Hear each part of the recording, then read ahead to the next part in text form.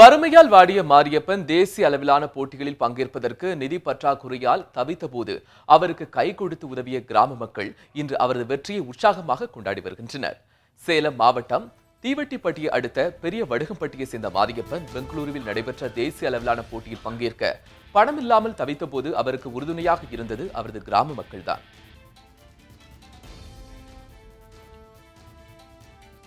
இருந்தும் எங்ககிட்ட நிதி பிரச்சனை.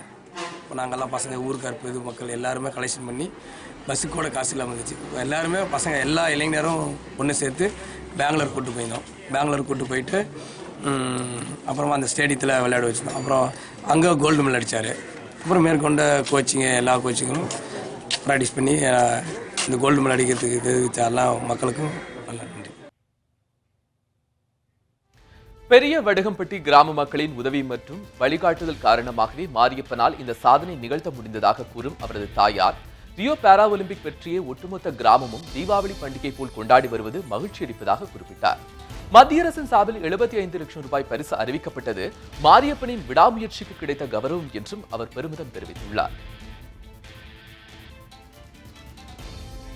நாங்கள் ரொம்ப கஷ்டம், சோத்துக்கு கஷ்டப்பட்டுங்க. எங்களால் படிக்க வைக்க முடியல. பையன் 30 ஒலிம்பிக் போய் வெளிநாடு போய் ஜெயிச்சு இன்னும் பெரிய மேடல் வாங்கி இன்னும் இதோட மேலும் இன்னும் நாங்கள் சந்தோஷங்க. வெளியூரில் 75 லட்சம் கொடுக்குறாங்கன்னு சொல்லி இன்னும் எங்களுக்கு பெருமைங்க, அனுபவங்க. எனக்கு பரவாயில்லைங்க, ஊர் மக்களுக்கு உதவிங்க. இதனிடையே 2012ஆம் ஆண்டு பாரா ஒலிம்பிக் போட்டியிலேயே மாரியப்பன் பங்கேற்றிருக்க வேண்டும் என்றும் போதிய நிதியின்மை மற்றும் ஒலிம்பிக் போட்டியில் பங்கேற்க உரிய முறையில் அழைத்து செல்வதற்கு யாரும் தயாராக இல்லாததே 4 ஆண்டு தாமதத்திற்கு காரணம் என்றும் அவரது உறவினர்கள் தெரிவித்துள்ளனர்.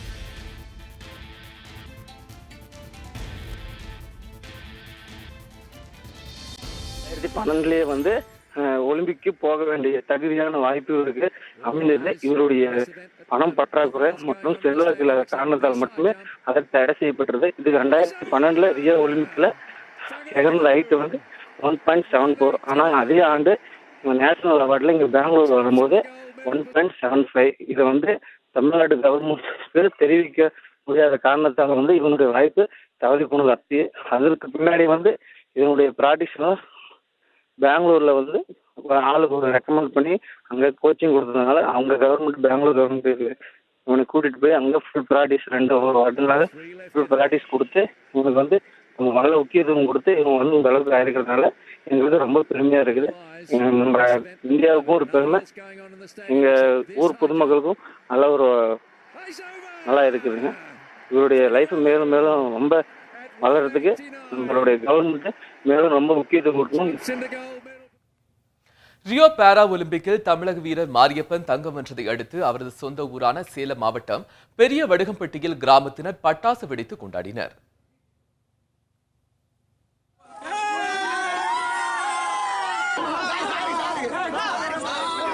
சார்